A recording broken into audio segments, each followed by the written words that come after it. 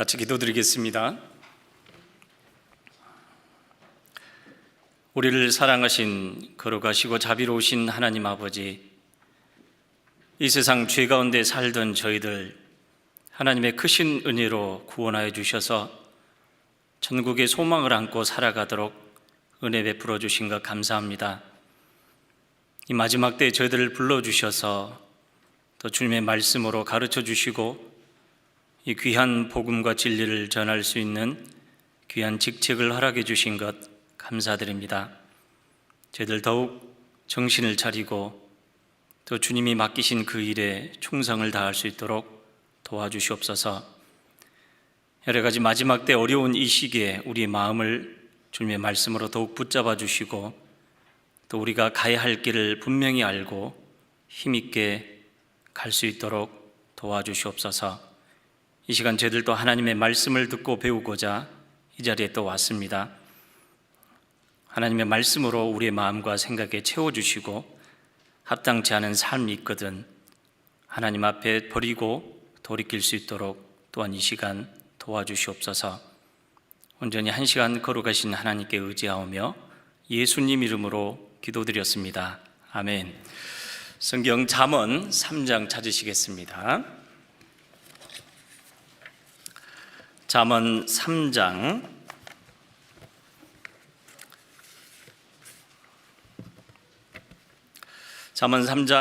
5절부터 7절까지 제가 천천히 읽어드리도록 하겠습니다. 구약 912쪽입니다.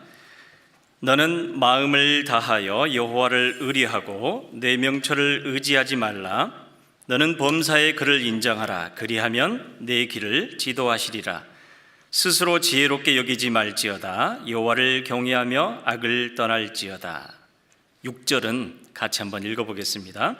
너는 범사의 그를 인정하라. 그리하면 내 길을 지도하시리라. 잠언 3장 5절부터 7절까지 읽었습니다.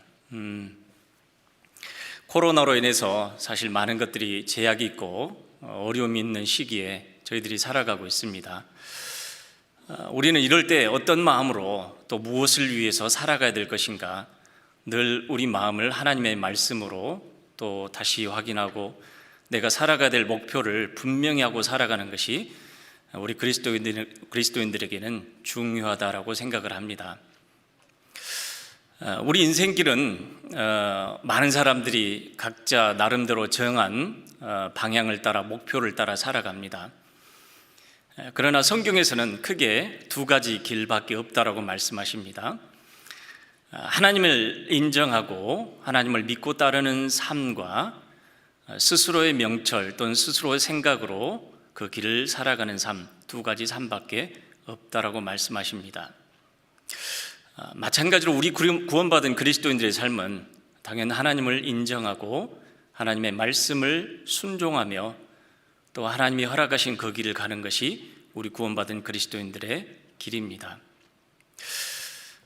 자, 너는 범사의 그를 인정하라. 그리하면 내 길을 지도하시리라 라고 말씀하셨는데요. 지도하신다라는 말은 좌로나 우로나 치우치지 않고 하나님이 정하신 길 또는 우리를 평탄케 하신다라고 말씀하십니다. 사실 우리가 신앙생활 하면서 좌로나 우로나 치우치지 않고 치우친다라는 것은 하나님에게서 멀어진다라는 것을 말씀합니다.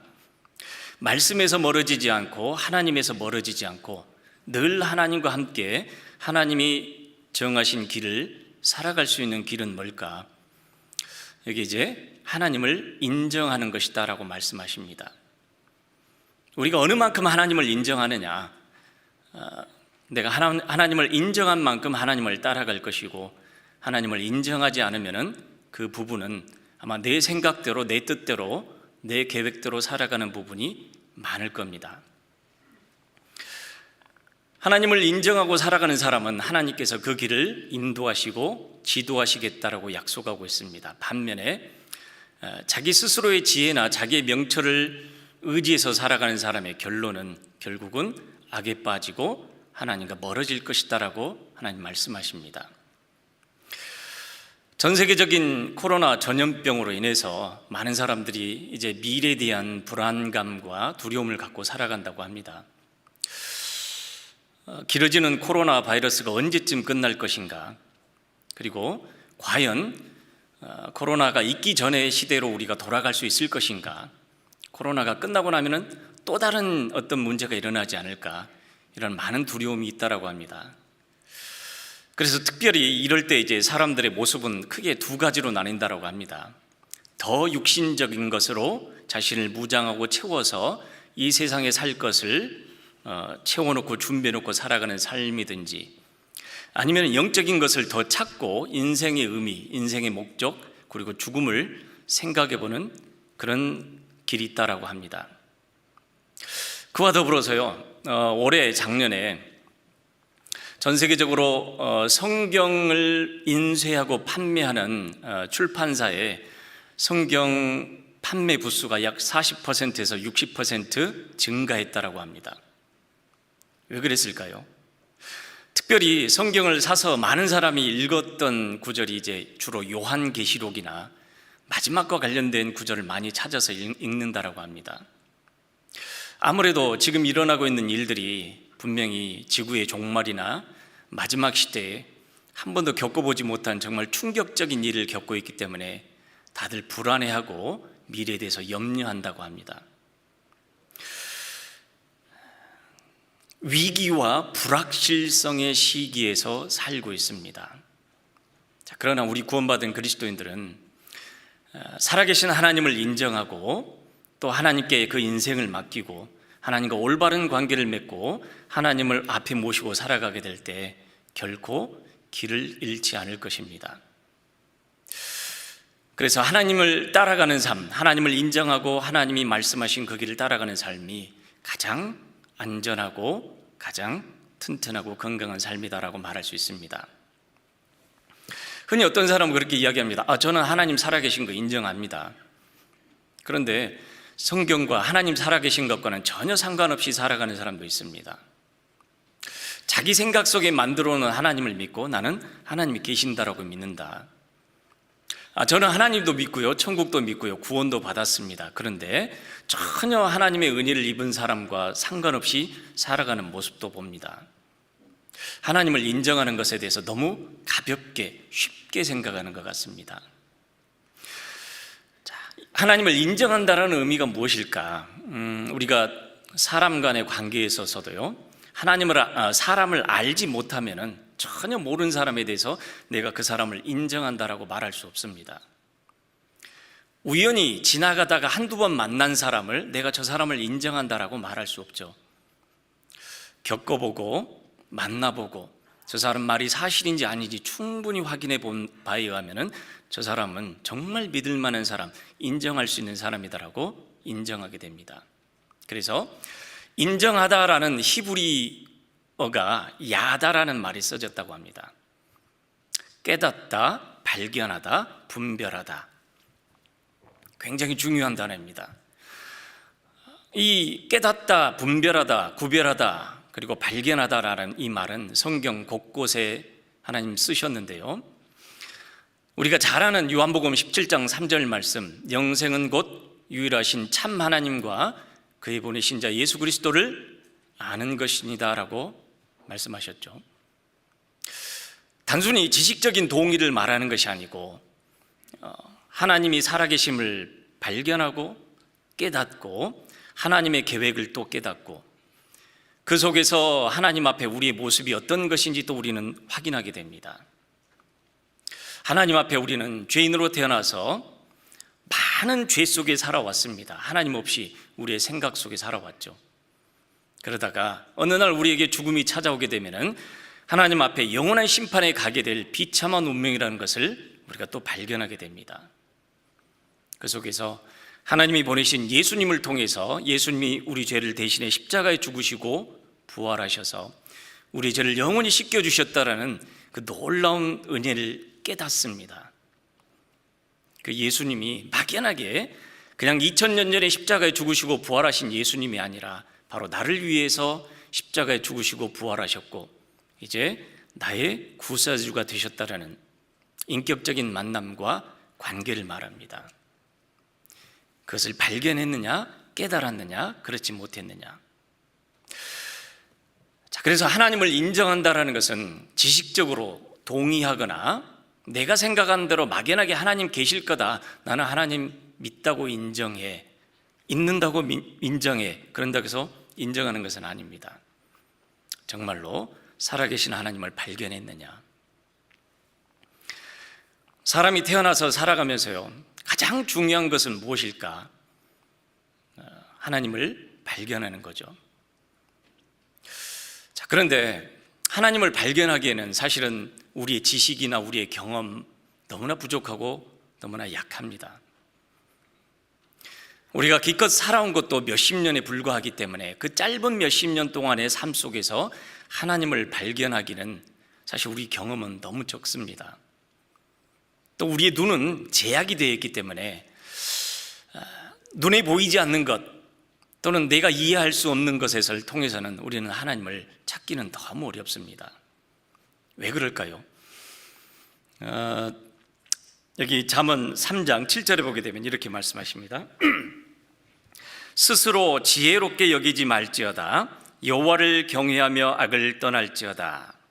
여기서 이제 스스로라는 단어가 여기 또 이제 히브리어 원어에 보게 되면은 눈에서 파생된 단어라고 말합니다. 즉 내 눈에 보는 대로, 내 생각대로, 내 의견대로 그렇게 살아가면서 하나님을 발견한다는 것은, 또 인생길을 발견한다는 것은 거의 불가능에 가깝습니다. 사실 우리의 눈은 인간이 가장 어리석은 것 중에 하나가요, 내가 배운 지식으로, 내가 가진 경험으로 하나님을 판단하고 인생을 정의할 수 있다는 아주 오만함 속에 살아갑니다. 우리는 태어날 때부터 사실 타락된 지식, 타락된 죄성을 갖고 태어났습니다. 눈이 어두워져 있는 영적인 소경으로 태어났다라고 말씀하십니다. 그때가 언제부터 시작이 됐을까? 창세기에서는 창세기 3장에 우리의 조상이었던 아담과 하와가 선악과를 따먹으면서부터 시작이 되었다라고 말씀하잖아요. 하나님은 먹는 날에는 정령 죽으리라 라고 말씀하셨는데 그 순간 그들은 하나님의 말씀보다는 사탄의 말에 그 말을 듣고 자기 눈에 보기에 판단한 대로 그 선악과를 따먹었습니다. 사탄이 그들을 유혹했던 것도 그거였잖아요. 그 나무를, 실과를 먹는 날에는 내 눈이 밝아 하나님과 같이 되리라. 실제로 그 선악과를 따먹는 순간 그들의 눈은 밝아졌습니다. 그러나 그건 완전히 거짓말이었죠. 그래서 사탄을 거짓의 아비, 또 살인자, 처음부터 살인한 자라고 했지 않습니까? 죄를 짓게 함으로 말미암아 하나님과 우리 사이가 나뉘어지고 우리에게는 영적인 죽음이 왔습니다.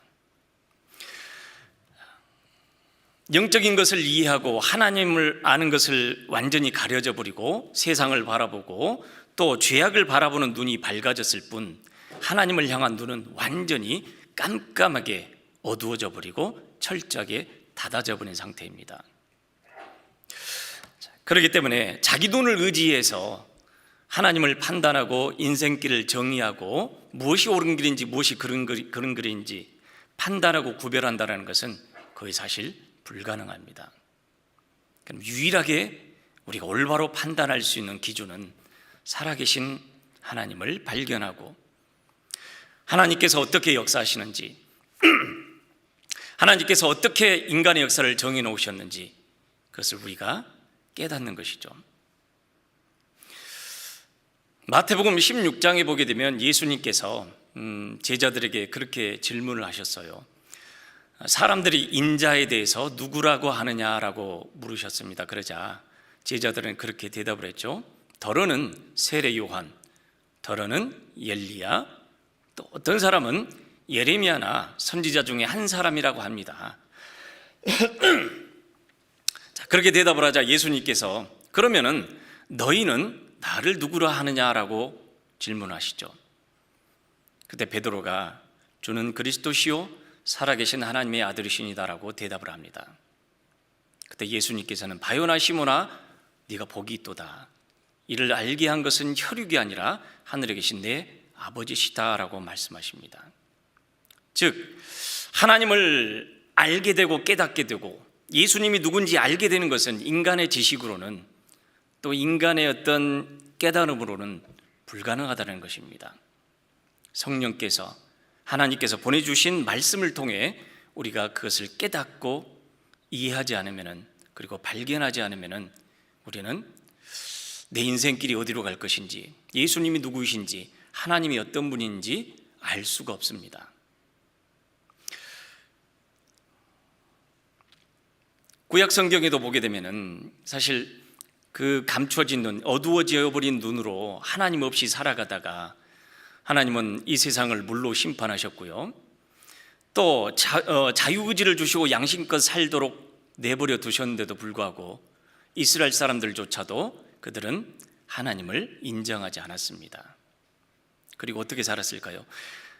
사사기의 마지막에 보게 되면 이렇게 말씀하십니다. 사사기 21장 봐보시겠습니다.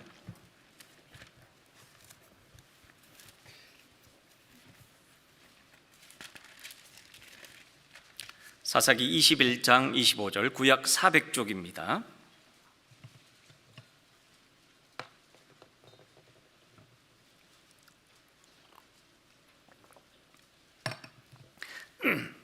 제가 읽어드리겠습니다. 사사기 21장 25절 그때에 이스라엘에 왕이 없으므로 사람이 각각 그 소견에 오른 대로 행하였더라. 자, 이스라엘 사람들 눈에는 이방인들처럼 왕이 없었습니다. 그러나 사실은 하나님께서 왕으로 계셨고 다스리고 계셨음에도 불구하고 그들은 하나님을 원하지 않았습니다. 하나님이 계셨지만 그들 마음속에는 하나님을 거부하고 받아들이지 않았습니다. 인정하지 않았습니다. 그래서 하나님을 인정하지 않은 결과로 그들은 어떻게 됐을까요? 자기 소견에 오른 대로, 내 생각대로, 내 의견대로, 내가 원하는 대로, 그 결과로 그들은 하나님에게서 멀어졌고 치우쳐서 끊임없이 죄를 짓고 징계를 받고 돌이키고 하는 그 역사가 반복이 되었습니다. 자, 그래서 우리가 하나님을 인정한다라는 것은 하나님을 올바로 아는 것을 말합니다. 성경을 통해 우리는 하나님이 살아계심을 발견했습니다. 저 우주를 만드신 분, 그리고 우리가 살아가는 이 지구를 만드시고 우리가 호흡할 수 있는 모든 것들, 살아갈 수 있는 모든 것을 주신 분이 하나님임을 우리가 발견하게 된 것입니다. 뿐만 아니라 에덴 동산에서부터 시작해서 인간의 역사를 다스려 가시는 분, 그리고 이스라엘의 멸망과 회복을 통해서 지금도 살아서 역사하시는 분, 우리가 성경을 통해 하나님을 발견하고 하나님이 살아계심을 인정하게 되었습니다. 자, 그 하나님 말씀 앞에 우리의 모습도 우리는 발견하게 되잖아요. 죄인으로 태어나서 죄 속에 살다가 어느 날 갑자기 우리에게 죽음이 찾아오게 되면 영원한 심판에 갈 수밖에 없는 비참한 모습을 하나님 우리에게 보여주셨습니다. 감사하게도 예수님께서 오셔서 우리의 죄를 짊어지시고 우리 대신 그 십자가에서 피를 흘리셔서 우리의 죄를 다 갚아주신 그 놀라운 은혜를 깨달았습니다. 발견하는 거죠. 그래서 하나님을 인정한다는 것은 하나님을 올바로 알고 하나님을 발견하는 것을 말합니다.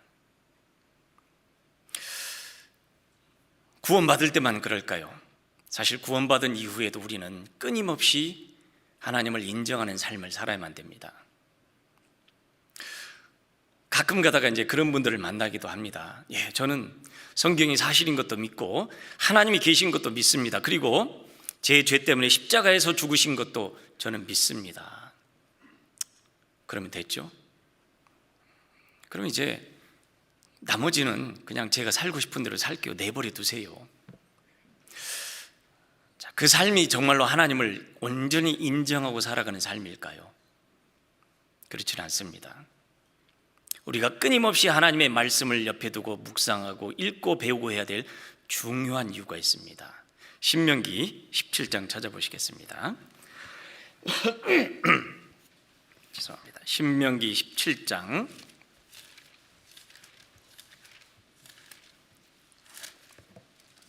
19절 20절 잘 아시는 말씀이죠.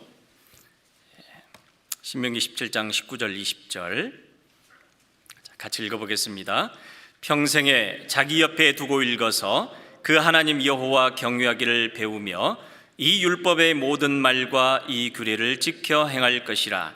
그리하면 그의 마음이 그 형제 위에 교만하지 아니하고 이 명령에서 떠나 좌로나 우로나 치우치지 아니하리니 이스라엘 중에서 그와 그의 자손의 왕이 있는 날이 장구하리라.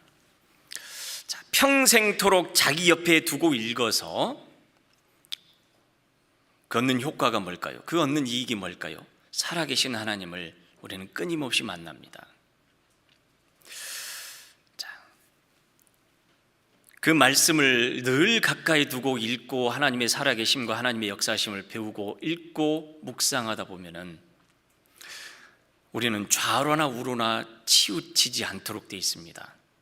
그러나 지식적으로 알고 그냥 단순하게 성경을 읽었다라는 것으로 끝나게 되면은 성경 따로 내 생각대로 하나님이 말씀하시는 그리스도인 삶 따로 말씀은 그래도 내 생각에는 나는 그렇게 생각지 않는다. 물론 하나님은 그걸 원하시겠지만 지금 내 상황은 내 생각이 더 맞을 거야.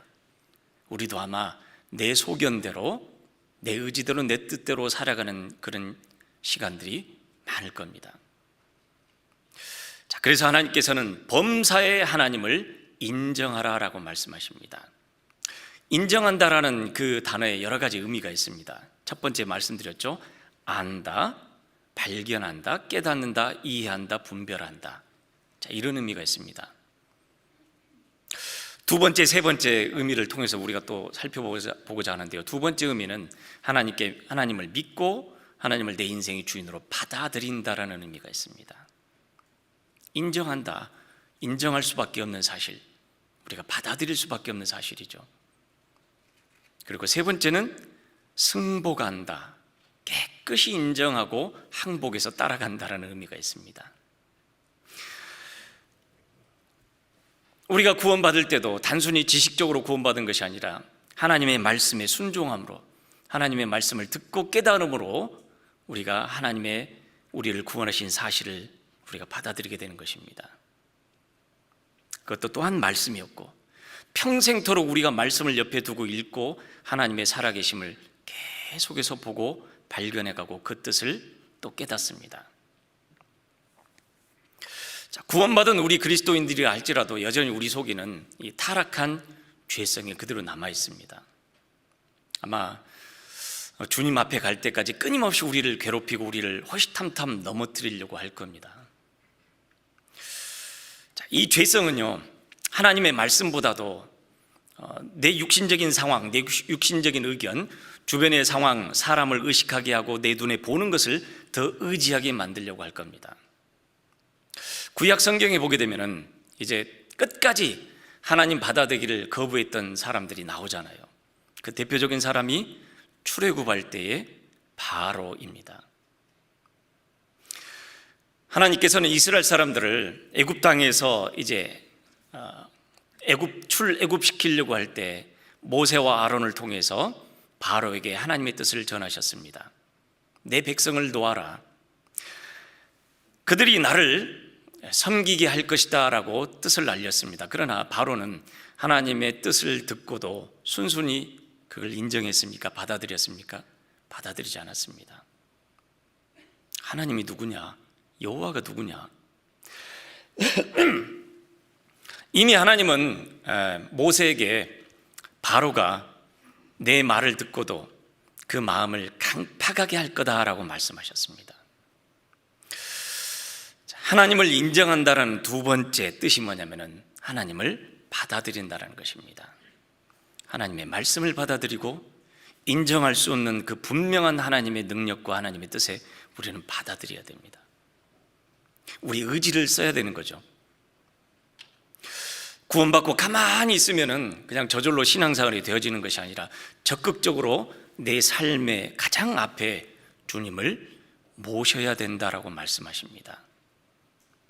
다시 잠언 3장 가보시겠습니다. 죄송합니다.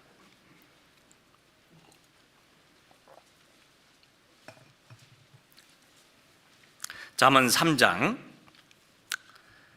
5절 제가 읽어드리겠습니다. 너는 마음을 다하여 여호와를 의뢰하고 내 명철을 의지하지 말라.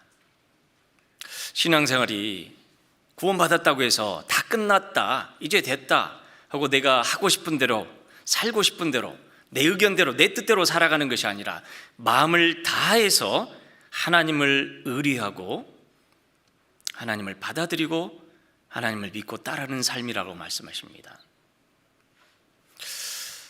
하나님을 인정하는 삶은 하나님을 바로 내 앞에 모시고 살아가는 삶입니다.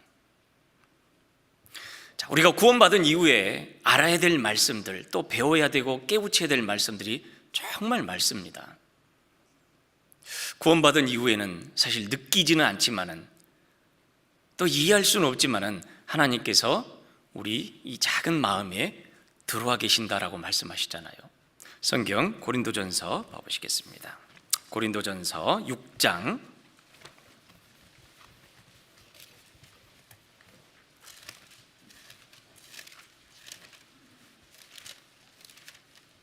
고린도전서 6장 19절 20절 찾으셨으면 제가 읽어드리겠습니다. 너희 몸은 너희가 하나님께로부터 받은 바 너희 가운데 계신 성령의 전인 줄을 알지 못하느냐.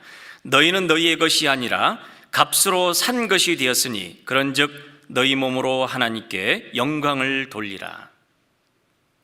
하나님은 구원받은 그리스도인의 삶에 대해서 분명히 말씀하셨습니다. 너희가 먹든지 마시든지 무엇을 하든지 다 하나님의 영광을 위하여 하라. 어느 부분만, 반틈만, 조금만 하는 것이 아니라 우리 일생의 모든 부분에서 하나님의 뜻을 따르고 하나님의 뜻을 앞세우고 그 뜻을 순종하며 살아가는 삶. 자, 그러기 위해서는 하나님께서 내 안에 들어오셔서 나와 함께 계신다라고 이걸 알지 못하느냐. 우리가 마땅히 알아야 될 것이다라고 말씀하십니다.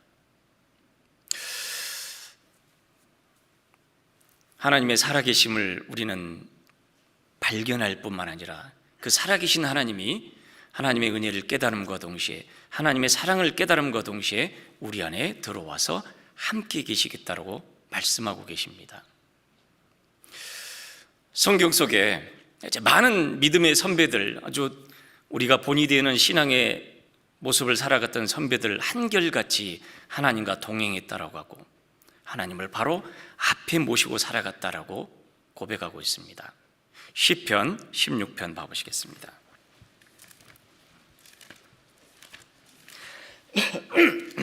시편 16편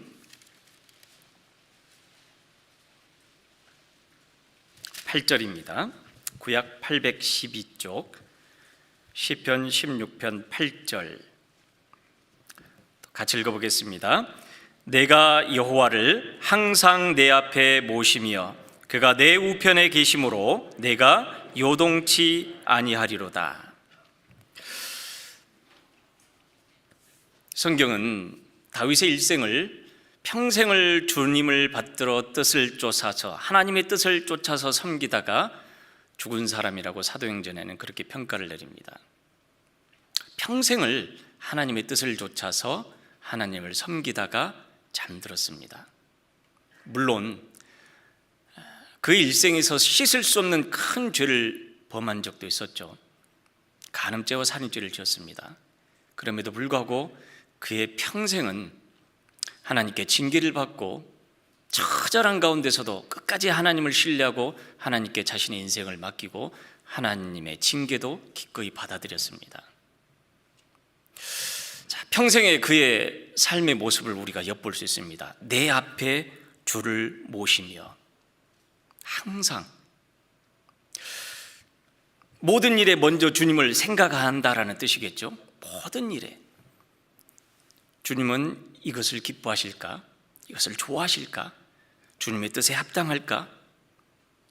그리고 먼저 주님이 앞에 계신 것을 알고 그리고 먼저 주님의 뜻을 구하는 삶, 그게 아마 다윗의 삶이었을 것입니다. 하나님을 인정한다라는 두 번째는 바로 하나님을 내 모든 삶의 주인으로 받아들인다라는 것입니다. 그래서 하나님께 묻고 하나님께 구하고 하나님께 기도하고 하나님이 허락하시지 않는 길이다라면 가기를 원치 않는 삶, 그 삶이 바로 하나님을 인정하면서 살아가는 삶입니다. 다윗이 블레셋과 전쟁이 있을 때도 그는 또 하나님께 물었습니다. 하나님, 제가 블레셋을 치러 올라갈까요 말까요? 하나님께서 치러 올라가라. 자, 그러나 결정적으로 범죄를 범하는 그 순간에는 이상하게 다윗의 마음속에는, 다윗의 생각 속에는 하나님이 계시지 않았습니다. 도리어 그는 자기 눈에 보이는 대로 판단하고 그 눈에 보이는 것을 쫓아갔습니다. 그 결과가, 그 결말이 어떠했는지 우리는 분명히 성경을 통해 말씀하시잖아요. 자, 우리가 신앙생활 하는 데 있어서도 사실 우리에게는 구원받은 그리스도인들에게도 많은 일들이 생깁니다. 하나님은 미리 구원받은 그리스도인의 삶 속에 이러저러한 일이 있을 것이다라고 미리 성경 속에 자세하게 설명을 해놓으셨잖아요. 물론 구원받은 이후에 갑작스러운 어떤 고난이 왔을 때 사실 우리도 당황스럽기도 합니다. 경제적인 어려움이 닥치거나 아니면 가정에서, 직장에서 전도하다가 핍박과 고난과 어려움을 겪을 때 우리는 어찌해야 할 바를 모를 때가 있습니다. 그때 우리는 누구에게 물어봐야 될까요? 하나님에게 물어봐야 되잖아요. 하나님, 왜 이런 일이 일어납니까? 야고보서 1장 봐보시겠습니다. 신약성경 야고보서 1장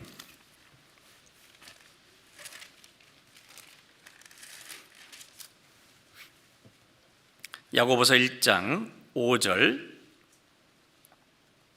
신약 370쪽입니다.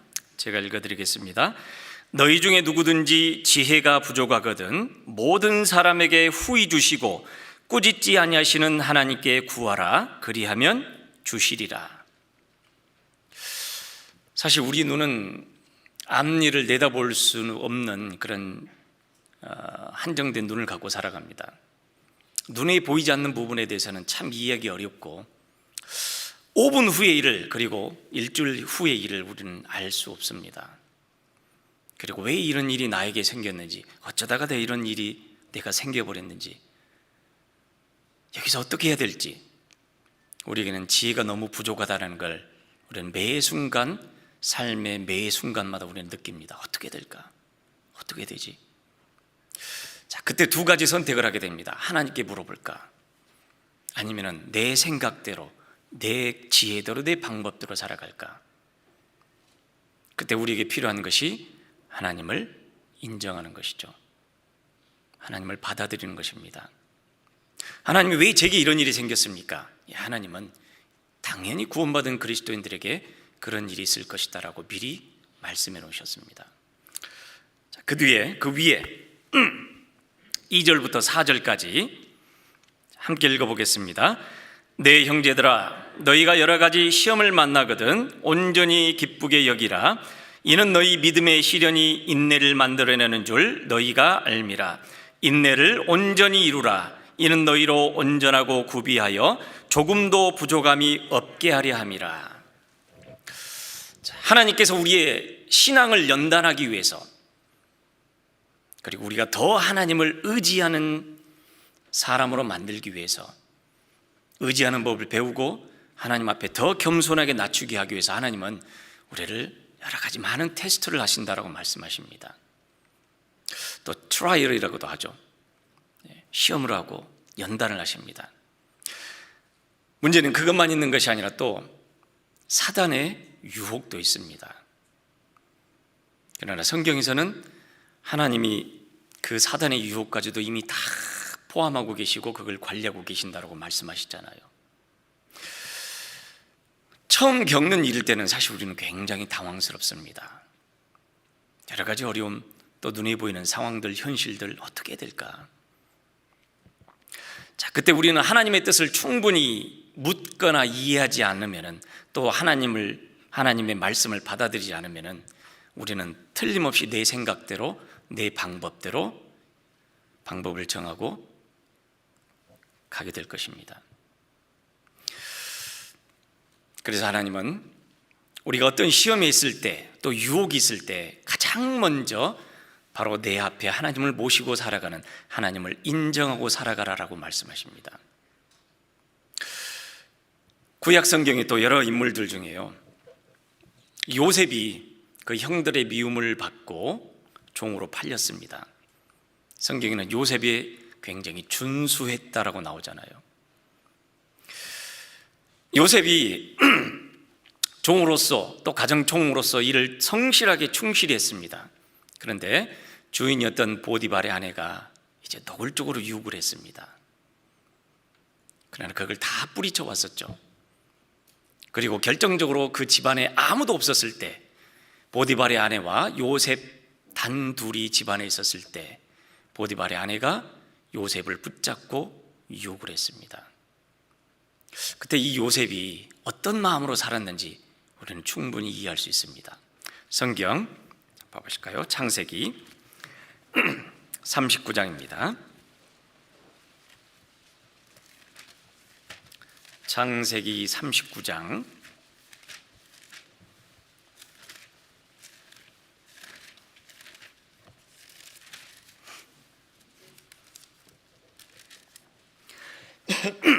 창세기 39장 7절부터 9절까지 제가 읽어드리겠습니다. 그 후에 그 주인의 처가 요셉에게 눈짓하다가 동침하기를 청하니 요셉이 거절하며 자기 주인의 처에게 이르되 나의 주인이 가중제반 소유를 간섭지 아니하고 다 내 손에 위임하였으니 이 집에는 나보다 큰 이가 없으며 주인이 아무것도 내게 금하지 아니하였어도 금한 것은 당신뿐이니 당신은 자기 아내임이라.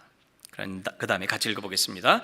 그런즉 내가 어찌 이 큰 악을 행하여 하나님께 득죄하리이까. 요셉의 상황을 보게 되면 사실 얼마든지 간음죄를 지어도 그 누구도 알 수가 없었던 상황일 수 있습니다. 특별히 먼 타양에 떨어져서 혼자 떨어져서 살 때 부모도 없고 간섭하는 부모도 없고 아무도 없습니다. 그때 이 보디발의 아내 유혹이 왔을 때 그는 어떤 마음으로 그 유혹을 물리쳤습니까?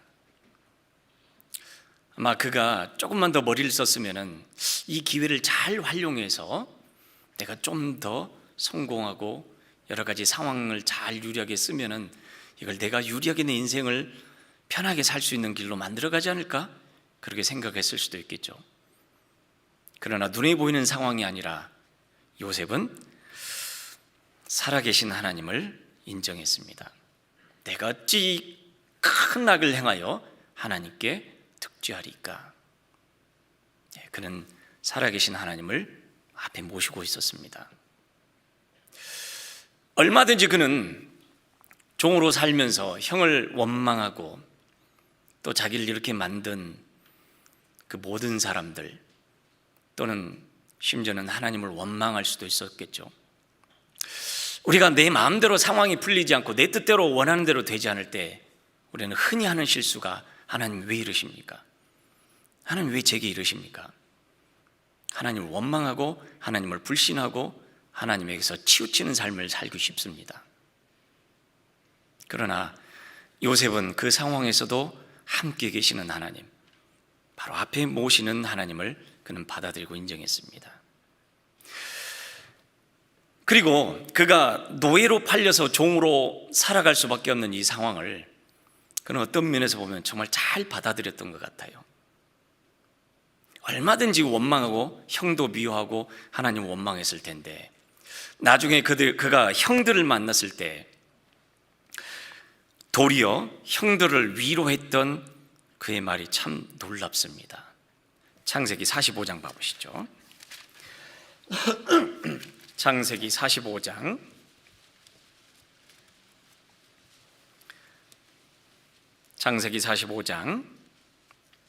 5절부터 제가 또 읽어드리겠습니다. 당신들이 나를 이곳에 팔았으므로 근심하지 마소서, 한탄하지 마소서. 하나님이 생명을 구원하시려고 나를 당신들 앞서 보내셨나이다. 이 땅에 2년 동안 흉년이 들었으나 아직 5년은 기영도 못하고 추수도 못할지라. 하나님이 큰 구원으로 당신들의 생명을 보존하고 당신들의 후손을 세상에 두시려고 나를 당신들 앞서 보내셨나니, 그런즉 나를 이리로 보낸 자는 당신들이 아니요 하나님이시라. 하나님이 나로 바로의 아비를 삼으시며 그 온 집의 주를 삼으시며 애굽 온 땅의 치리자를 삼으셨나이다. 13년의 긴 시간이 지난 다음에 그가 총리 대신이 되었을 때 흉년이 들었고, 그를 죽이려고 했던 형들, 그리고 그를 팔아버렸던 형들을 극적으로 만나게 됩니다. 얼마든지 그 원수를 갚을 수도 있는 상황이었죠. 두고 보자, 나를 팔았어? 가만두지 않을 거야.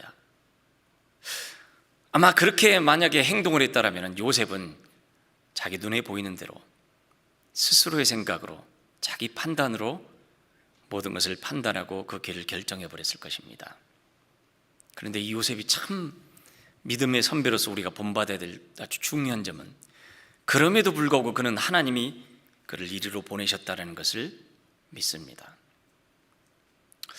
자, 그것을 깨닫는 데까지는 얼마나 걸렸을까요? 나중에 형들이 그들에게 와서 절을 할 때 비로소 13년 전에 어렸을 때 하나님께서 보여주셨던 꿈이 생각이 났습니다. 아, 하나님께서 이 때를 위해서 내게 미리 그렇게 말씀하신 거였구나. 하나님을 인정하지 않았다면, 그 모든 일이, 자기에게 일어나는 모든 일이 하나님께서 허락하시지 않았다면 그는 어땠을까요? 아마 원망과 미움과 스스로를 해할 뿐만 아니라 기가 막히게 총리 대신이 되었다 하더라도 그 형들에게 그 원수를 갚는 그런 비참한 삶을 살았을 겁니다.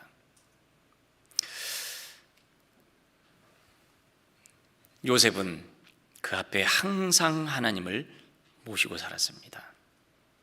하나님을 인정한 삶이죠. 그래서 하나님을 인정한다는 것은 하나님을 올바로 알고 구원받음으로 말미암아 하나님과 나와 정상적인 관계를 맺는 것입니다. 그러나 그걸로 끝나는 것이 아니라 매 순간 매일매일 하나님을 앞에 모시고 하나님과 함께 살아가는 것입니다. 죄의 유혹만 있는 것이 아니라 사실 우리가 이제 신앙생활하면서 우리는 많은 여러 가지 문제와 어려움을 겪습니다. 우리 믿음의 선배들이 그 속에서 어떠한 모습으로 어떻게 하나님을 인정하고 하나님 앞에서 살아갔는지 자세하게 성경 속에 하나님 우리에게 보여주셨잖아요. 신앙생활하다가 고난이 닥쳤습니다. 전도를 하다가 어려움에 부딪혔습니다. 애매하게 고난을 받았습니다. 그러나 그것 때문에 낙심하고 실망하고 원망한 것이 아니라 도리어 하나님의 은혜에 함께 참여할 수 있는 자격을 얻었다는 것에 기뻐하고 감사를 드리는 모습이 나옵니다. 사도행전 5장은 보시겠습니다. 사도행전 5장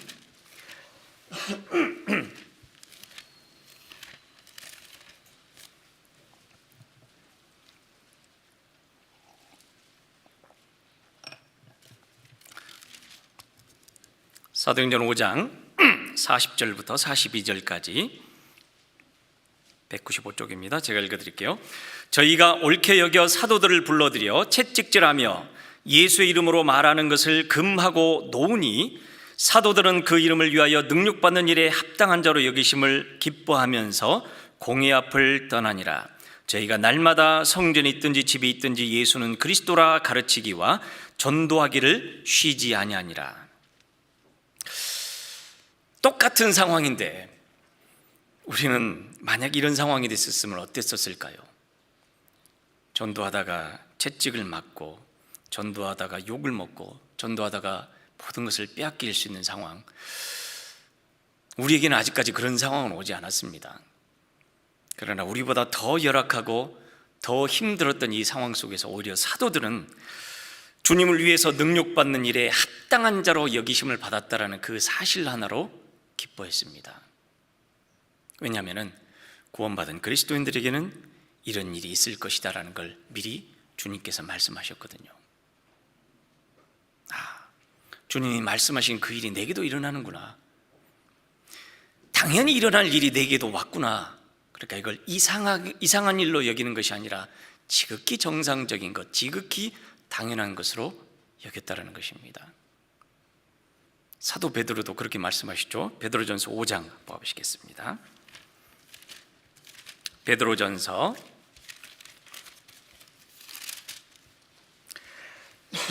죄송합니다. 베드로전서 4장입니다. 베드로전서 4장 신약 382쪽 12절부터 14절까지.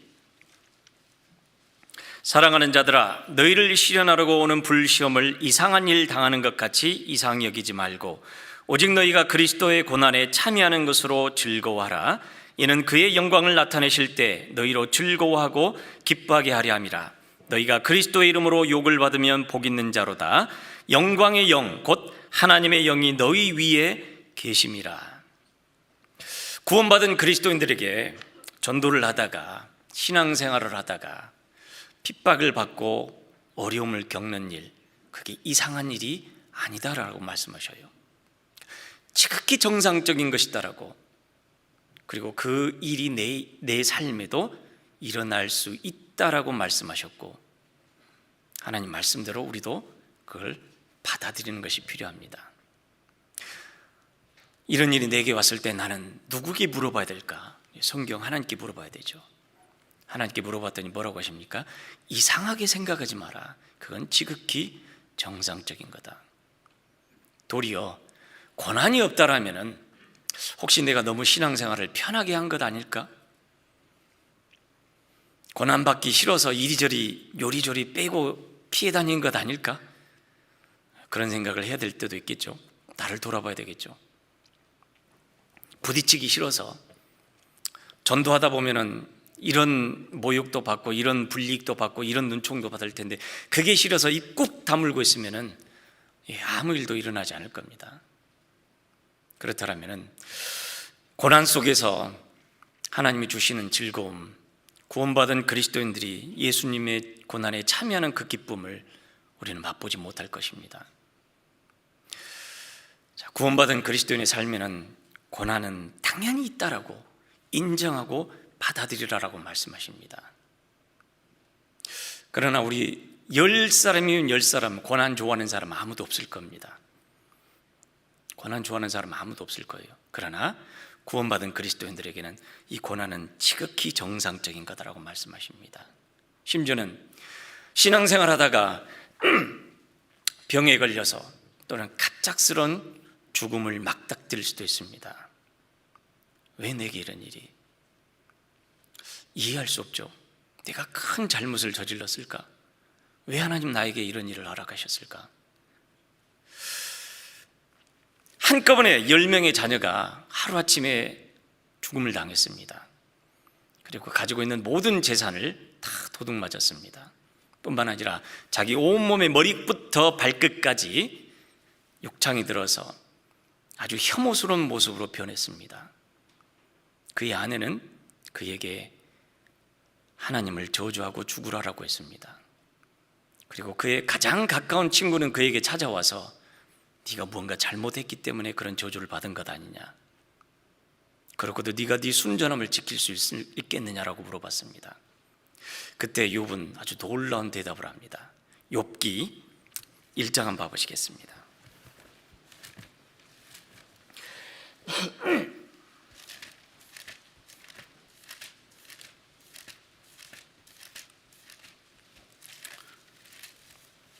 욥기 1장 21절 22절 구약 761쪽입니다. 가로되 내가 모태에서 적신이 나와 싸운 적 또한 적신이 그리로 돌아가올지라. 주신 자도 여호와시오 취하신 자도 여호와시오니 여호와 이름이 찬송을 받으실지니이다 하고 이 모든 일에 욥이 범죄하지 아니하고 하나님을 향하여 어리석게 원망하지 아니하니라. 우리가 이 정도까지 신앙까지 성장할 수 있다면 얼마나 좋겠습니까? 사는 것도 죽는 것도. 하나님은 범사의 하나님을 인정하라라고 했는데요, 우리 인간의 모든 범사를 몇 가지로 나눠보면 생사화복, 희로애락 이렇게 이야기할 수 있잖아요. 태어나서 자라고 늙고 병들고 죽습니다. 그 모든 것이 하나님의 작정과 계획 가운데 있습니다. 우리가 일생에서 맛보는 많은 즐거움과 또는 억울함 또는 슬픔, 기쁨, 그 모든 것이 또 하나님과 관련이 있습니다. 모든 것은 하나님께로부터 나옵니다. 그걸 우리가 인정한다라면, 받아들인다라면 그 속에서 우리는 하나님이 원하시는 뜻이 무엇일까? 물론 꼭 우리가 신앙생활을 잘해서만 고난을 받겠습니까? 사실은 고난보다는 우리의 어리석음으로 인해서, 우리의 미련함으로 인해서 우리의 길을 굽게 하고 하나님을 원망하는 경우도 많을 겁니다. 하나님의 징계하심 속에서 우리는 또 우리 자신을 돌아볼 때가 필요하잖아요. 잠언 3장 봐보시겠습니다. 잠언 3장 11절 12절, 구약 913쪽입니다. 잠언 3장 11절 12절 같이 읽어보겠습니다. 내 아들아, 여호와의 징계를 경히 여기지 말라. 그 꾸지람을 싫어하지 말라. 대저 여호와께서 그 사랑하시는 자를 징계하시기를 마치 아비가 그 기뻐하는 아들을 징계함같이 하시느니라.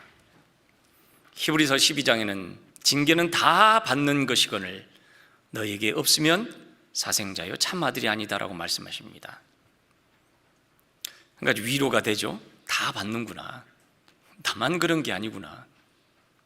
물론 크고 작고 경중은 있겠죠. 자, 우리가 징계를 받을 때 물론 우리가 삶 속에 고난도 있고 어려움도 있고 많은 여러 가지 시험도 만나고 또 유혹에 넘어져서 쓰러지기도 합니다. 그 속에서 하나님 우리를 단련시키시고 우리 신앙을 성숙시키고자 하는 하나님의 사랑도 있지만은 또 우리를 징계하셔서 하나님 앞에 깨끗하게 온전하게 세우고자 하는 하나님의 사랑도 있습니다.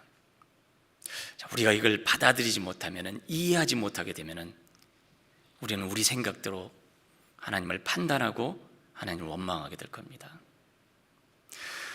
하나님, 저는 나름대로 신앙생활 열심히 한다고 했는데 왜 기도를 들어주시지 않습니까? 아무 죄를 짓지 않았는데 왜 이렇게 힘듭니까? 언제쯤 제 기도를 들어주실 겁니까? 그 모든 것 속에 하나님의 손길이 있고 하나님의 계획하시 있음을 우리는 받아들이라고 합니다. 그래서 범사의 하나님을 인정하라고 하십니다. 물론 정말 어려울 때, 어떨 때는 그 말씀이 내 심장을 찌르고 양심을 찌르고 나를 채찍처럼 때릴 때가 있습니다. 형제자매들의 권면이 그렇지 않아도 힘든데 그럴 줄 알았어, 징계야, 그러면 사실 처음부터 기분 좋을 사람은 없겠죠. 그러나 그 속에서도 그걸 또 은혜로 받아들이겠다라는 또 다윗의 다짐도 있습니다. 시편 141편 봐보십시오.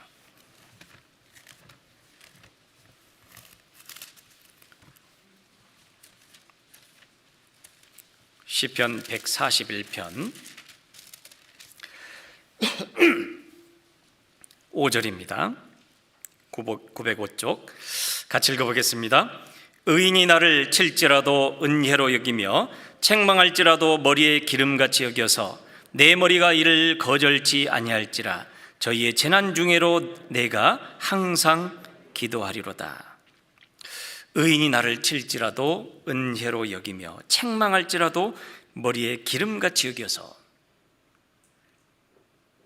내 머리에 기름은 이제 영광을 나타내는 거잖아요. 결국은 나를 온전히 세워서 하나님 앞에 합당하게 살게 하고자 하는 충성된 공고입니다. 자, 그런데 이스라엘 사람들은 그 하나님의 충성된 권고를 듣지 않았습니다. 받아들이지 않았습니다. 아니, 오히려 거절하고 듣기 싫어했습니다. 왜 그랬을까요? 하나님을 받아들이기 싫어했습니다. 하나님을 인정하지 않았습니다. 여러분, 세상에서도요, 어떤 다툼이 일어나거나 또는 어떤 운동 경기, 특별히 이 격투기 하는 운동 경기는요, 체급별로 운동을 시킵니다. 게임을 시키죠. 어마어마한 체급 차이가 나는 사람끼리는 도저히 게임이 안 됩니다. 우리는 우리 눈으로 하나님을 판단하고 우리 생각으로 하나님을 헤아립니다. 그래서 마태복음 7장에 너희의 헤아리는 헤아림으로 너희가 헤아림을 받을 것이다 라고 말씀하셨잖아요. 우리는 하나님에 대해서 어느 만큼 헤아릴까요? 아주 작게 헤아린다라면 그 정도밖에 인정하지 않을 겁니다. 그러나 우리가 성경을 가까이 하고 하나님을 알게 되면 하나님은 무한히 크신 분입니다. 성경 고린도전서 10장에 그렇게 말씀하시잖아요. 우리가 주를 노여워하시게 하겠느냐? 우리가 주보다 강한 자냐? 하나님의 크기와 우리의 크기를 비교해봐도 우리는 하나님 앞에 너무 작은 그런 인생에 불과합니다.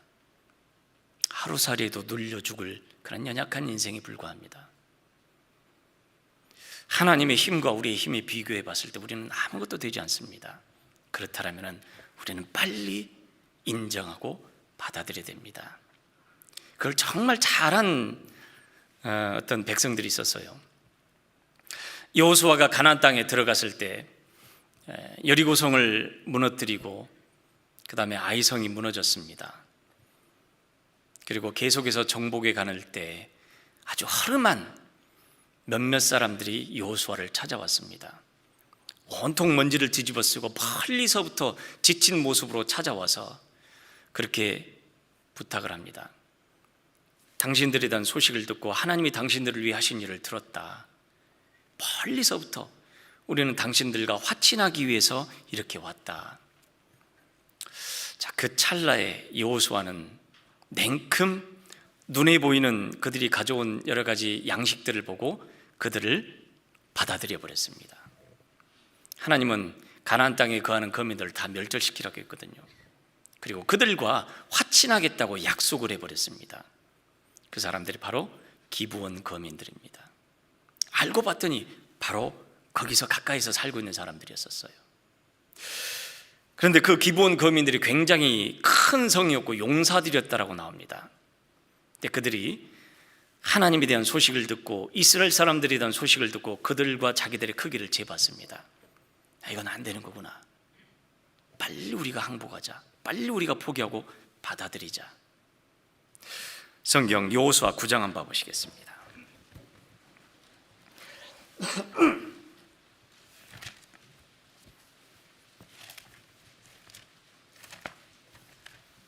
여호수아 9장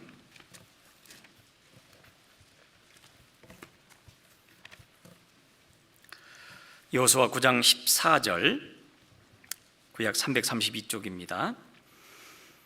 제가 읽어드리겠습니다. 무리가 그들의 양식을 취하고 어떻게 할 것을 여호와께 묻지 아니하고. 여호수아와 그의 백성들은 아이성을 칠 때도 그랬었고 이 기브온 거민들과 화친할 때도 하나님께서는 그들이 어떻게 할 것을 하나님께 묻지 않았다라고 말씀하십니다. 사실은 별일 아닌 것 같거든요. 간단한 일 같습니다. 그러나 이미 하나님은 가나안 땅에 사는 민족들을 멸절하는 그 말씀에서 사실 어긋나기 시작합니다. 반면에 기브온 거민들은 반대 입장이 생겼을 땐 그들은 지혜롭게 행동했던 거죠. 그 뒤에 24절 25절 제가 읽어드리겠습니다. 그들이 여호수아에게 대답하되 가로되 당신의 하나님 여호와께서 그 종 모세에게 명하사 이 땅을 다 당신들에게 주고 이 땅 모든 거민을 당신들의 앞에서 멸하라 하신 것이 당신의 종에게 분명히 들림으로 당신들을 인하여 우리 생명을 잃을까 심히 두려워하여 이같이 하였나이다. 보소서, 이제 우리가 당신의 손에 있으니 당신의 의향에 좋고 옳은 대로 우리에게 행하소서 한지라. 기브온 거민들은 이스라엘 사람들이 출애굽할 때부터 광야 40년의 삶, 그리고 여리고성을 무너뜨리고 아이성을 무너뜨리고 오는 것을 듣고 그들을 면밀히 관찰했을 겁니다. 이건 우리의 상대가 아니다. 빨리 포기를 했죠. 우리가 성경을 통해서 하나님이 살아계심을 발견할 뿐만 아니라 하나님이 어떤 분인지 우리는 계속해서 듣고 읽고 배웁니다. 죄송합니다. 마치 하나님과 우리가 싸우는 것처럼 이야기해서 죄송합니다. 그럴 분은 아닌데요. 말하자면 그렇다는 거죠. 하나님 무한히 크신 분, 거기에 비해서 우리는 너무나 작은 연약한 존재에 불과합니다. 그렇다면 우리는 최대한 하나님을 인정하고 받아들이고 그 말씀을 따라가는 것이 좌로나 우로나 치우치지 않고 어떤 어려움이 있어도 그것을 뛰어넘을 수 있는 힘을 하나님께로 받게 되어 있습니다. 우리 신앙생활 속에는 사실 많은 어려움들이 있습니다. 형제자매들 각 가정마다. 그게 우리의 마음을 요동치게 하고 눈에 보이는 것에 의해서 마음을 많이 흔들리게 하잖아요. 지금은 대부분 내비게이션을 쓰기 때문에 나침판을 그렇게 쓰지는 않습니다. 그러나 과거에는 여러분 꼭 여행할 때, 항해할 때 나침판을 가지고 다녔습니다. 이 나침판의 특징은요, 아무리 폭풍우가 치더라도, 아무리 바람이 세게 불어도 그 나침판은 항상 정북을 향해 있습니다. 내 마음의 나침판은 어디를 향해 있을까요? 항상 내 앞에 계신 주님을 향해 있다라면 그리스도인의 삶은 좌로나 우로나 치우치지 않고 하나님에게서 멀어지지 않고 어떤 어려움이 있어도 그 길을 이겨낼 수 있도록 하나님이 도우실 겁니다. 약속하셨잖아요. 자, 그러기 위해서는 우리가 하나님을 인정하는 것이 우리에게 필요합니다. 받아들이는 거죠. 하나님의 가르침, 하나님이 가라고 하신 일. 자, 그런데 우리 마음속에는 이 타락한 죄성이 끊임없이 우리 자신을 괴롭힙니다. 바로 왕에게 내 백성을 놓으라라고 했을 때 바로 왕은 사실 그걸 고지 듣지 않았습니다. 10가지 재앙을 내렸잖아요.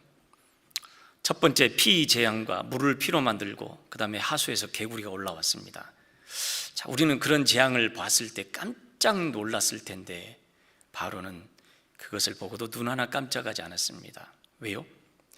바로의 부하였던 술사들도 물을 피로 만들 수 있었고 개구리가 뛰쳐나오도록 만들 수 있었기 때문에 그건 평범한 일인데 그걸 가지고 하나님의 능력이라고 하느냐? 무시했습니다. 세 번째 재앙, 이 재앙을 내렸을 때 술사들은 이건 그들의 능력으로도 먼지를 이로 만들 수 없었습니다. 그때 술사들이 바로 왕에게 이렇게 얘기했습니다. 이것은 하나님의 권능입니다. 포기하셔야 됩니다. 그러나 바로는 그런 상황 속에서도 하나님을 향해 결코 그 마음을 열거나 받아들이거나 낮추지 않았습니다. 나중에는 어떻게 됐을까요? 이제 점점 소위 말하면 협상을 하기 시작합니다. 자, 그러면 정 원한다라면 이 땅에서 해라. 광야까지 가지 말고 여기서 해라. 우리가 하나님을 부분적으로만 인정하게 된다면 요만큼만 내가 하나님을 섬기자. 그러나 구원받은 그리스도인들이 그렇게 하도록 하나님은 내버려 두시지 않죠. 때로는 고난으로, 또 때로는 징계로, 사람 막대기와 인생 채찍으로 우리 마음을 낮추십니다. 자, 그래도 바로는 그 마음을 하나님 앞에 낮추지 않습니다. 하나님의 말씀을 받아들이지 않죠. 그 다음에는 조금 더 이제 협상하게 됩니다. 대신에 멀리 가지 말고 나를 위해서 기도해라. 가려면 남자들만 가라. 그리고 제일 마지막에는요, 양과 소는 너희 제사는 다 내버려 두고 가라. 그러나 하나님은 그렇게 허락하지 않으십니다.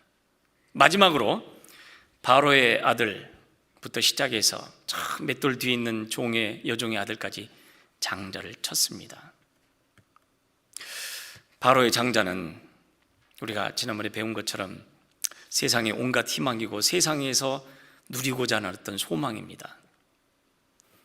하나님이 그걸 치셨을 때 바로는 완전히 하나님 앞에 항복을 합니다. 사실 이 바로와 같은 모습이 우리가 신앙생활하다 보면 우리 마음속에 있습니다. 그래서 가만히 보게 되면 이 바로가 바로 다라는 걸 알게 됩니다. 하나님과 협상하려고 하고, 하나님 앞에 이 정도까지만 따라가려고 하고, 이 정도만 내 눈에서 하나님 앞에 인정하려고 그러고, 온전히 인정하지 않으려는 그런 우리를 발견하게 됩니다. 그러나 하나님은 온전히 범사에 하나님을 인정하기를 원하십니다. 하나님을 인정한다는 것은 지식적인 동의만을 말하는 것 아닙니다. 하나님 살아계신 거 믿습니다. 네, 저 때문에 십자가에 죽으시고 부활하신 거 믿습니다. 그러나 내 삶은 내 마음대로 살겠습니다, 그걸 말하는 게 아니죠. 적극적으로 내 삶에 받아들이고 내 앞에 주님을 모시고 살아가는 삶, 하나님을 인정하는 삶입니다. 오죽했으면 바울 사도는 달마다 내 육체를 쳐서 복종시키게 한다고까지 하셨을까요? 고린도전서 9장 한번 봐보시겠습니다. 고린도전서 9장 죄송합니다.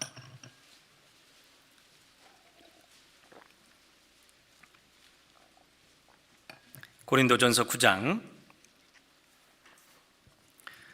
27절, 신약 274쪽 같이 읽어보겠습니다.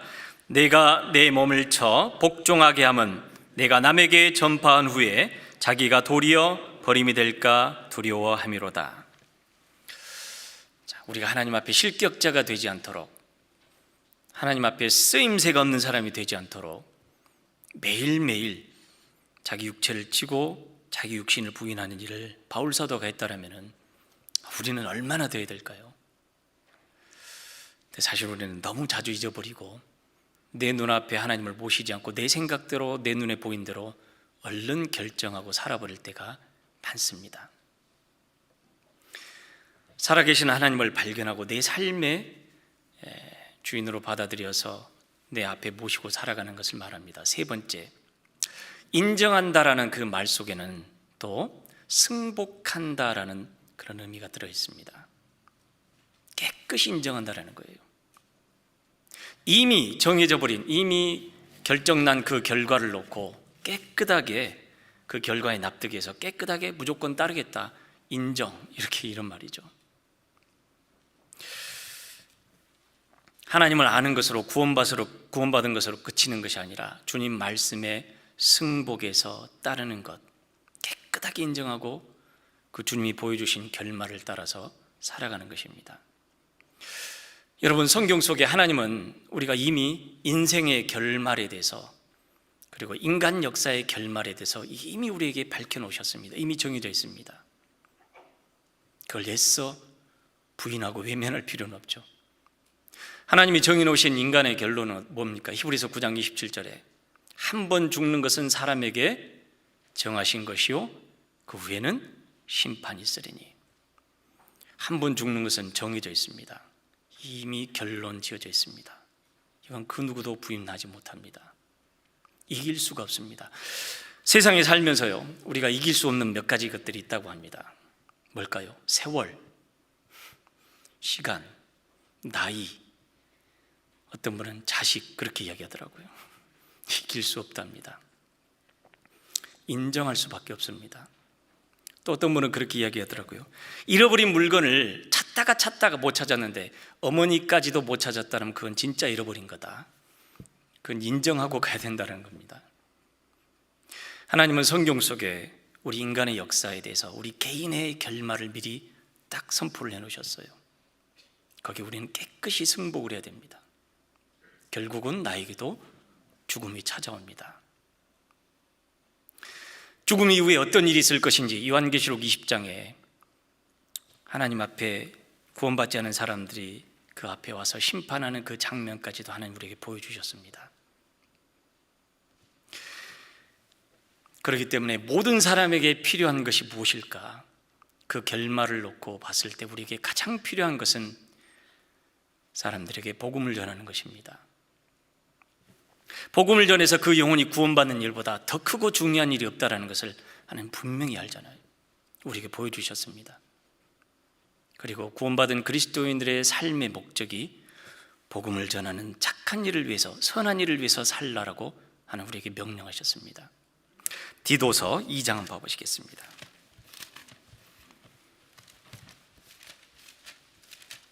디도서 2장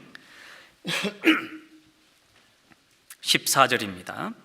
디도서 2장 14절, 신약 348쪽 같이 읽어보겠습니다. 그가 우리를 대신하여 자신을 주심은 모든 불법에서 우리를 구속하시고 우리를 깨끗하게 하사 선한 일에 열심하는 친백성이 되게 하려 하심이니라. 가끔 그런 말씀을 하시는 분도 계셔요. 왜 자꾸 구원 그러는가?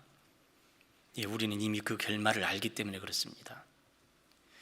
우리가 이 세상에 살아가면서 할 수 있는 최고로 착한 일, 중요한 일은 이 결말을 분명히 알기 때문에 그 사람에게 복음을 전할 수밖에 없는 가장 중요한 일을 우리 구원받은 그리스도인들에게 맡기신 것입니다.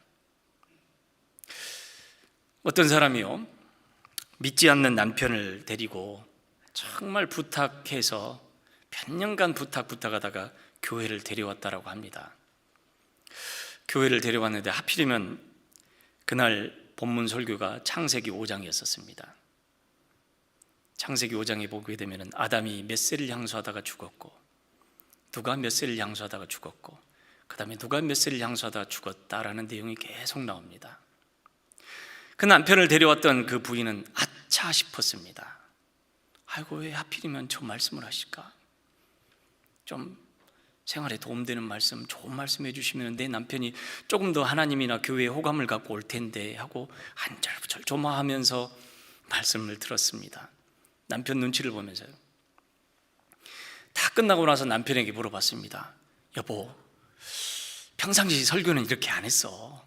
좋은 말씀, 힘이 되는 말씀 했는데 오늘 목사님 말씀이 좀 아주 심각했죠? 이렇게 물어봤습니다. 그래서 남편이 아니야, 이게 정말 중요한 얘기인데? 그 얘기를 듣다 보니까 전부 다 죽었네? 그러다 보니까 언젠가 나도 죽는구나, 심각한 일인데 어떻게 해야 되지? 그러고 나서 그 사람이 성경을 배우고 구원받았다는 그런 이야기가 있습니다. 하나님은 우리 인생의 결말을 미리 정해놓으셨어요. 그 결말에 우리는 깨끗이 승복을 해야 됩니다. 그래서 우리가 이 세상에 살면서 할 수 있는 최고로 착한 일은 지옥 가는 영혼, 그 영혼을 복음을 전해서 건지는 일입니다. 이것보다 더 큰 일은 없습니다. 그 하나님의 말씀에 우리는 항복하는 겁니다. 히브리서 2장 봐보시겠습니다. 히브리서 2장 히브리서 2장 3절 같이 읽어보겠습니다. 우리가 이같이 큰 구원을 등한히 여기면 어찌 피하리요? 이 구원은 처음에 주로 말씀하신 바요 들은 자들이 우리에게 확증한 바니. 우리가 결말을 알지 못했다라면, 결론을 알지 못했다라면 아마 우리는 내 생각대로, 내 뜻대로 아니 그건 아닐 거야, 그냥 착하게 살아가는 것이 신앙생활일 거야, 불쌍한 사람 도와주고 어려운 사람 찾아가서 발 씻겨주고 불쌍한 사람들 가서 밥 퍼주고 그러면 그게 정말 좋은 일일 거야. 결말을 모른다면 그렇게 이야기할 것입니다. 그러나 하나님은 우리 인생의 결말을 미리 우리에게 보여주셨습니다. 하나님을 인정한다는 것은 그 결과에 대해서 깨끗이 인정한다는 것입니다. 승복한다라고 하죠. 하나님이 정해놓으신 그 결과에, 그렇다면 어떻게 될까? 가장 중요한 일이 구원받는 일이고, 내가 구원받았다면 또 다른 사람이 구원받는 일이 가장 크고 중요한 일이다라는 것을 우리는 충분히 깨달을 수 있습니다. 행여 구원받은 그리스도인으로서 가난하게 살아가는 것이, 구원받지 않은 사람들이 부자로 살아가면서 여유롭고 즐기고 인생을 정말 행복하게 살아가는 것처럼 보일 수 있고 그것을 부러워할 수도 있습니다. 그러나 그 사람들의 결론까지도 하나님은 우리가 보여주셨잖아요. 누가복음에 보게 되면 부자와 거지 나사로의 비유를, 이야기를 통해서 실제로 부자는 이 세상의 온갖 좋은 것을 다 누렸습니다. 그러나 그가 죽음을 건너가는 순간 그런 영원한 멸망으로, 사망으로 떨어졌습니다. 반면에 비록 이 세상에서 거지로 가진 것 없이 그렇게 살았지만 나사로는 영원한 천국의 소망을 갖고 살았습니다. 그리고 그가 영원한 낙원에 인도되어 갔습니다. 그 결말을 우리에게 분명히 보여주셨잖아요. 그래서 하나님은 우리에게 부자 되기에 애쓰지 말고 내 사사로운 지혜를 버릴지어다라고 말씀하십니다. 우리가 살아가는 목적이 부자 되는 것이 목적이 아니고 돈을 실컷 벌어서 세상을 즐겁게 행복하게 살아가는 것이 목적이 아니고 하나님이 보여주신 그 결말을 따라서 우리 인생의 방향과 삶의 목적을 분명하게 정하는 것입니다. 시편 73편 봐보시겠습니다.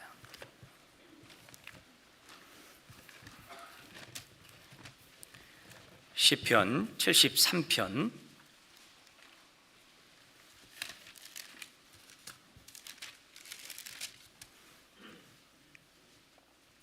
73편 1절 2절 3절 제가 읽어드리겠습니다. 나는 거의 실족할 뻔하였고 내 걸음이 미끄러질 뻔하였으니 이는 내가 악인의 형통함을 보고 오만한 자를 질시하였음이로다. 세상에서 아무런 고통 없이 여유 있게 또 그 모든 하는 사업이나 모든 일들이 잘 되는 것 보게 되면 배 아파하고 질투하고 부러워할 수 있습니다. 우리 사람의 눈으로 보면 그렇죠. 그러나 하나님을 인정하는 그 순간, 하나님의 전에 들어가는 그 순간 그들의 결말을 깨닫습니다. 그 밑에 16절부터 제가 또 읽어드리겠습니다. 내가 어찌면 이를 알까 하여 생각한 즉 내게 심히 곤란하더니 하나님의 성소에 들어갈 때에야 저희 결국을 내가 깨달았나이다. 주께서 참으로 저희를 미끄러운 곳에 두시며 파멸에 던지시니 저희가 어찌 그리 졸지에 황폐되었는가 놀람으로 전멸하였나이다. 하나님과 상관없이 살아간 사람, 물론 여러분 모든 부자라고 해서 죄인이라는 말은 아닙니다. 하나님과 상관없이 자기 스스로의 지혜로 자기 눈에 보이는 대로 자기 뜻대로 자기 의지대로 세상을 정말 힘껏 즐기며 살았습니다. 아무런 거침이 없이 살아가는 것처럼 보입니다. 하마터면 그것을 보고 이 시편의 기자는 실족하고 낙심할 뻔했습니다. 비교해 보고요. 사람이 눈으로 보면 그렇죠. 그러나 우리가 범사에 살아계신 하나님을 인정하게 될 때, 하나님이 우리에게 보여주신 그 결말을 우리가 알게 될 때 결코 그 삶이 행복한 삶이 아니다라는 걸 우리는 분명히 압니다. 그래서 이 세상이나 세상에 있는 것들을 사랑치 말라라고 말씀하셨고요. 세상에 보이는 것은 잠깐 있다가 다 지나갑니다. 구원받은 이후에 우리의 삶을 또 하나님은 그리스도의 심판대 앞에 세워서 우리가 구원받은 이후에 어떻게 살았는지 하나님은 또 심판하시겠다라고 미리 결말을 보여주셨잖아요. 그걸 위해서도 우리는 또 준비를 하고 살아가야 되겠죠. 성경 속에서 또 하나님 우리에게 욥의 결말을 보여주셨습니다. 야고보서 5장입니다. 야고보서 5장.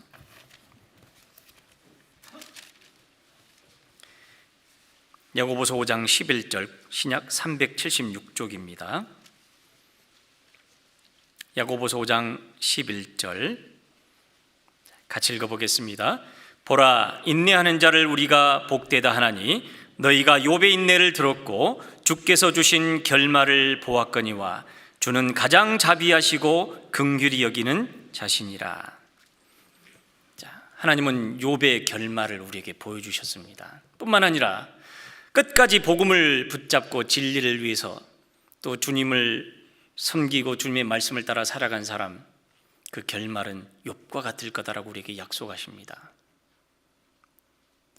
하나님께서는 각 사람에게 그의 일한 대로 갚아주시겠다라고 분명히 선언하고 계시고요. 그렇기 때문에 우리가 주님 안에서 행하는 그 어떤 일도 결코 헛되지 않다라고 우리에게 말씀하십니다. 하나님이 정해놓으신 이 결론에 우리는 깨끗이 승복할 수밖에 없습니다. 물론 그 가운데서도 가장 우리를 마음을 굴복시킬 수밖에 없는 가장 강한 것은 예수 그리스도의 희생이고 사랑입니다. 고린도후서 5장 봐보시겠습니다. 고린도후서 5장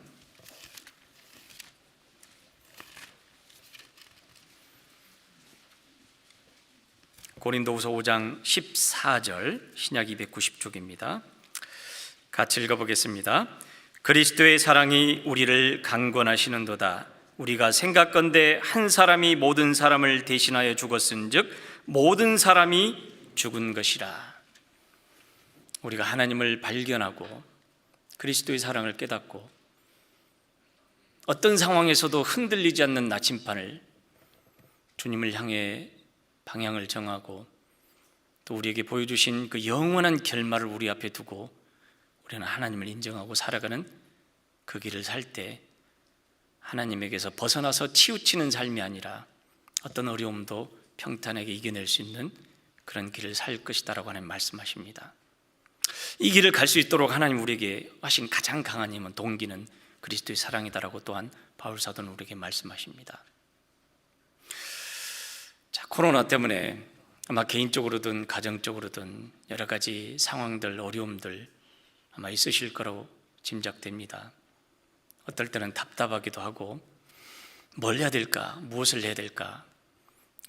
구원받은 그리스도인들은 부지런히 말씀 묵상하고 기도하고 전도하고 모이기를 힘쓰고 분명히 하나님 보여주셨잖아요. 수시로 우리에게는 염려가 들어옵니다.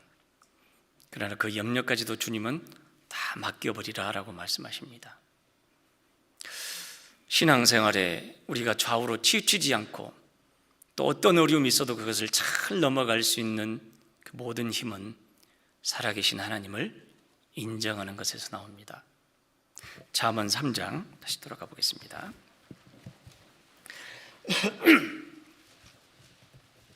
잠언 3장 6절 다 같이 읽어보겠습니다.